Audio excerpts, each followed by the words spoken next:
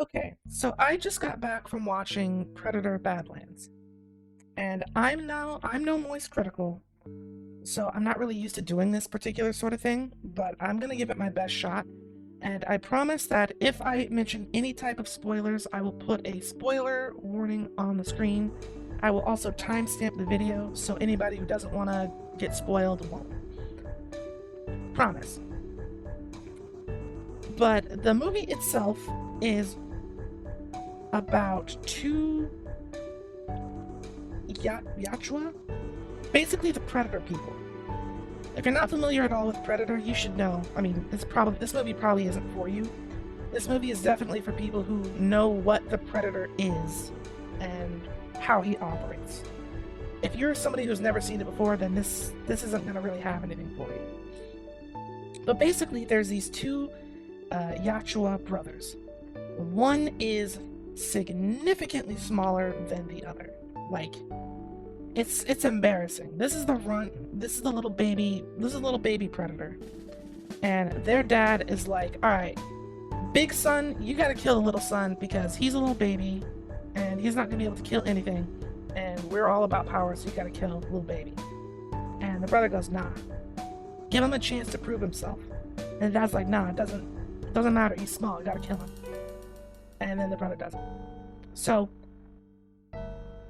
basically, this runt predator is sent off under unfortunate circumstances to go and hunt a beast, which is their way. You gotta go prove yourself by doing a hunt. You gotta go hunt a big, scary creature and bring it back as a trophy. And then you've proven yourself, and then you're officially a member of the clan. That's the movie.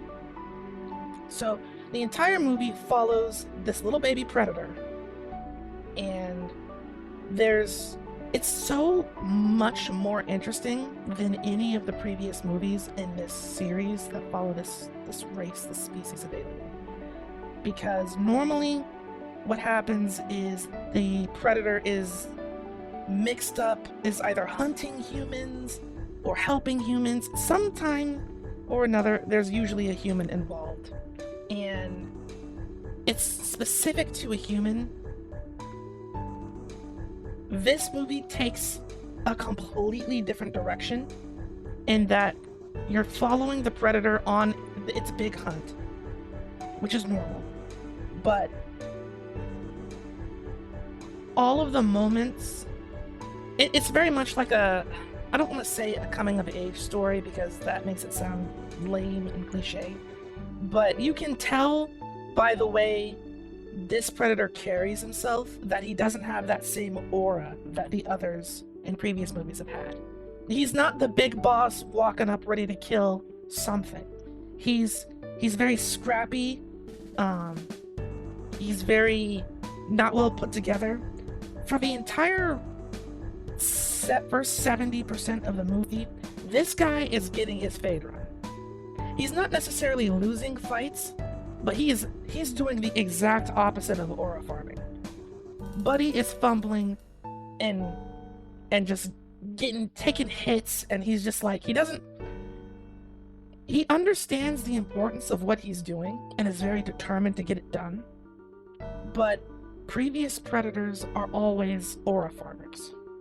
Like, they get the cool shots in the darkness, and they're stalking their prey and leaving shadows, and their prey is all scared and looking around and jerking to and fro.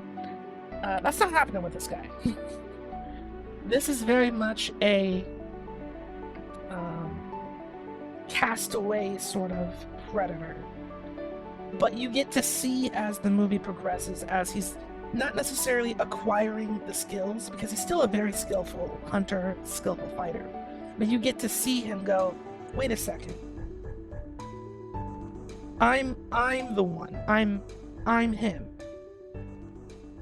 And each and every creature that he encounters on this hunt, he sort of takes a few hits, kind of similar to the way that you'd play like a Souls game, where you're kind of just observing and watching. And it's like, oh, I've never seen this thing before, so I don't know what it does. And then something clicks and he goes, oh, that's what I need to do. And then he does it. And it's really cool To see him go from like the fish out of water, everything's new to him, doesn't know what he's doing, to the, oh, I know exactly how to bring this or that creature down.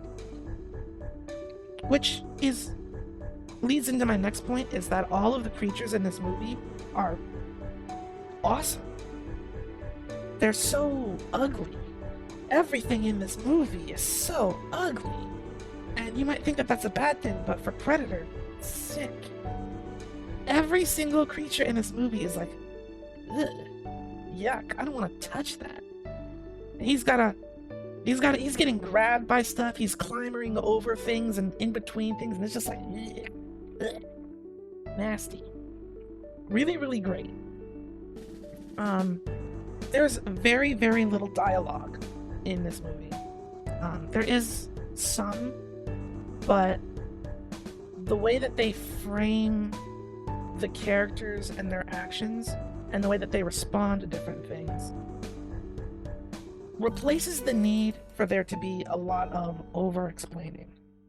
So I don't feel like the movie is talking at me. I almost said game there.